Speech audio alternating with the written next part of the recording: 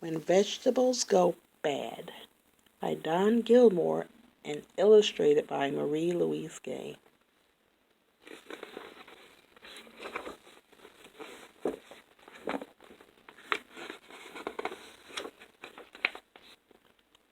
The trouble with Ivy was she wouldn't eat her vegetables.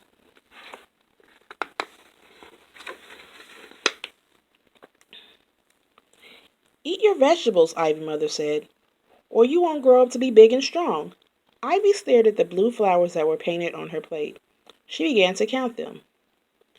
Do you want them to go bad? Her mother said. Do you? Yes, Ivy said. Well, you're going to sit there until you finish those vegetables, young lady, her mother said. If it takes all night.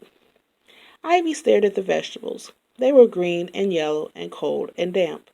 She would rather eat bugs. She stared at them for 2 hours, and they got greener and yellower and colder and damper.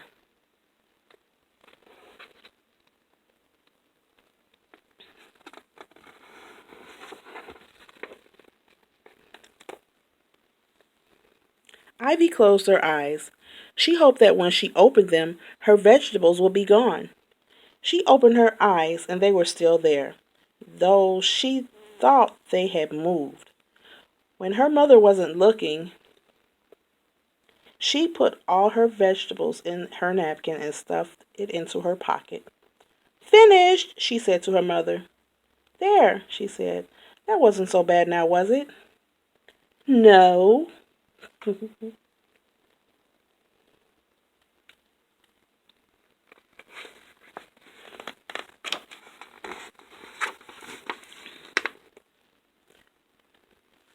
When she went to bed, Ivy hung her pants over the chair. The vegetables were still in her pocket. She turned out the light and went to sleep. Inside her pants pocket, a funny thing happened to the vegetables. They went bad. They began to sing. In your pants we all turn rotten. All the green things you've forgotten. We've gone bad and will get worse. We'll follow you just like a curse.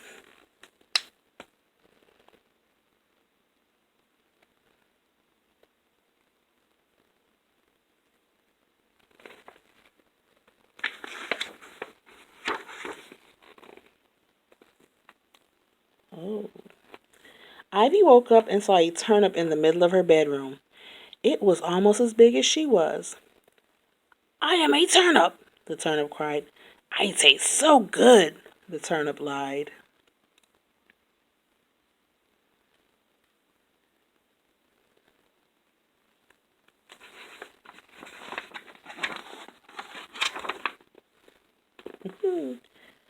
There was a carrot leaning against the dresser, cleaning his teeth with a knife. A group of green beans was filling her shoes with rocks. In her closet, a stalk of broccoli was trying on her clothes and stretching her sweater. It was true. They had gone bad. Vegetables! Ivy yelled. She sat up and looked around her room, her eyes adjusting to the dark. They had mushy faces and beady eyes. The carrot was green, and the peas weren't. They sang, We've been sitting much too long.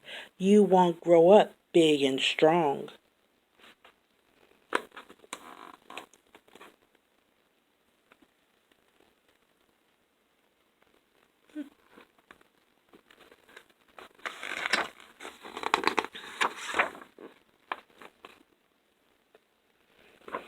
Inside her bedroom was every vegetable Ivy hadn't eaten. There were there was the lettuce from yesterday's lunch and the turnips she had put on her brother's plate at Thanksgiving. There was an army of peas, a herd of cauliflower, a forest of broccoli. A group of asparagus spears waved from the corner of the room. I don't remember them, Ivy thought. We were the vegetables you wouldn't even try, they said. You just knew you didn't like us. I like you now, Ivy said weakly. Their heads almost touched the ceiling. And what about us? The peas chorused. They were the size of basketballs. Too mushy, too small, too round, you said.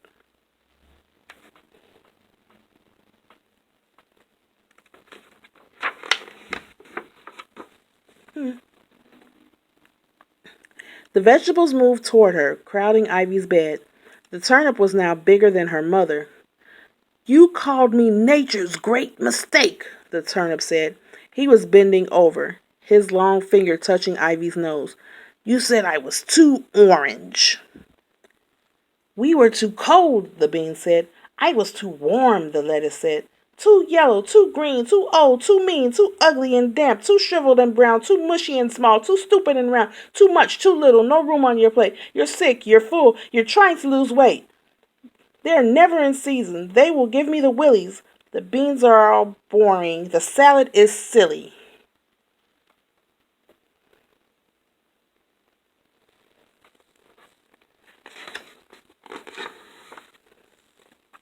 The chorus grew louder and the vegetables drew closer to Ivy's bed. They were huge now. She leapt out of bed and sprinted between the legs of the turnip and out of the bedroom door in her pajamas. The vegetables followed her at a gallop. Ivy raced down the stairs and shot out the front door like a rocket.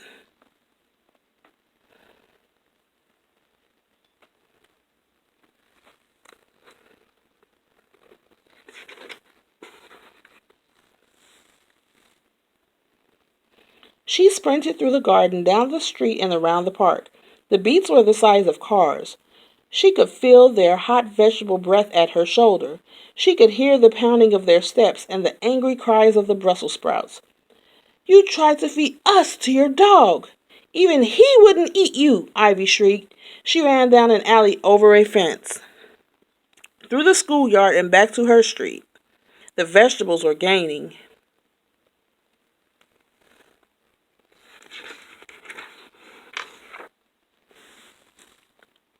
The turnip was bigger than their garage now. Ivy flew through the back door of her house, up the stairs, and into her room. The speedy yellow runner beans were right at her heels.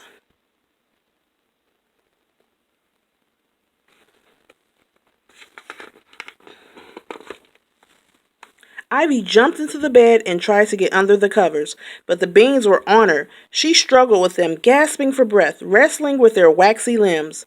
Rather eat bugs, would you? The beans said, taunting her.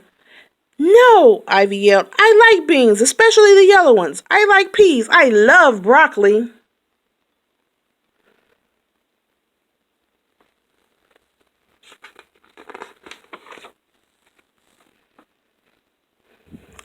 When her mother came in, Ivy was on her bed, thrashing around, holding something she couldn't see and yelling loudly. What are you doing? Her mother asked. Let me see what's in your hand. Ivy opened her hand. Inside were 3 small, damp, cold beans. They were mushy and yellow. Ivy stared at them, then popped them into her mouth and swallowed them. Ivy's mother stared at her daughter. Go to sleep, she said. You don't even like beans. I love beans, Ivy said, especially yellow ones. Her mother gave her a kiss and turned out the light as she left.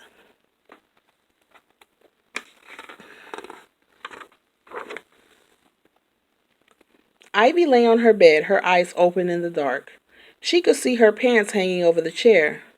She thought about the napkin full of vegetables in the pocket and knew she had to do something about it. She couldn't even leave them there. She got out of bed and walked slowly towards her pants. She stood for a moment before reaching inside the pocket. It was empty. There was a crumpled napkin on the floor, and out in the hall she thought she heard singing. Oh, we've gone bad and will get worse.